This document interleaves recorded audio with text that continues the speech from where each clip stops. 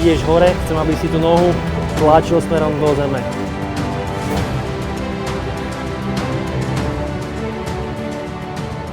Teším sa, že toto je už nás v podstate tretí hokejový letný kemp.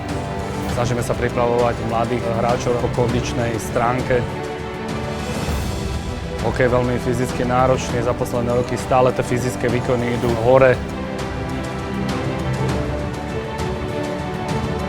Ide tam spevni, v tom kliku. Spevni a potom prenožíš nohu. Ešte ho trošku pritiahni, nech tam dá tú silu.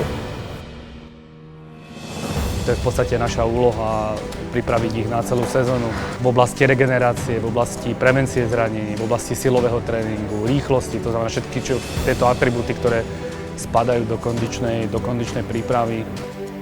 Hop, hop, hop.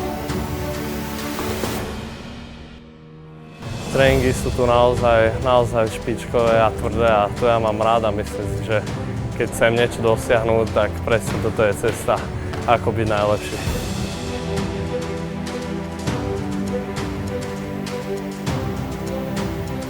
Celú túto prípravu zastrešuje Milan Bališ. Presne pozná ich jazyk. Vie presne, akým jazykom s nimi má hovoriť. Jednoducho príde na ten plac a proste tí chalani majú z neho rešpekt. Vedia, čo dosiahol, že to bol skvelý hráč, takže sa to potom prenáša aj do tej kondičnej stránky. Urob tam ten silný krok. Keď dostaneš takto, zase si daj tú nohu, aby si do každého toho kroku dával tých 100%. Snažíme sa chlapcom poskytnúť čo najlepší servis, aby boli kompletne pripravení na celú sezónu, aby neboli zranení a aby dokázali podávať najlepšie výkony.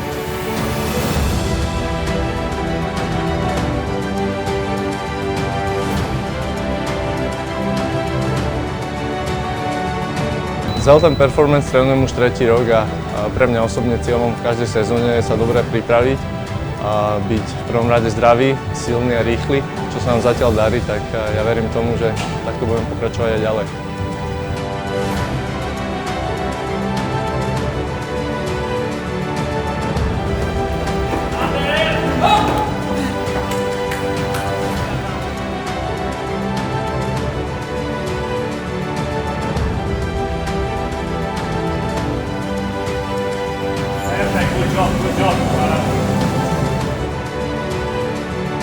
Po každom tréningu majú profesionálnu regeneráciu, či už je to lymfodrenážne gate, alebo je to ľadová vaňa. Samozrejme nevynímajú proteínové šejky, ktoré hneď majú bezprostredne po tréningu. Chalanom objednávame stravu, aby nešli odtiaľto nejakého fast foodu, ale naozaj mali, aby sme vyťažili z toho tréningu jednoducho maximum. My sa snažíme tiež napredovať každým rokom a zlepšovať naše služby a to, čo chalanom ponúkneme, tak aby sa k nám vracali a robiť to naozaj na profesionálnej úrovni. Aby ste museli povedať, že musia ísť do Ameriky trénovať na to, aby mali super podmienky, ale že už aj tu na Slovensku vieme poskytnúť fakt služby na top úrovni. To je ďalší vydarený letný game a veríme, že budeme pokračovať v takejto robote.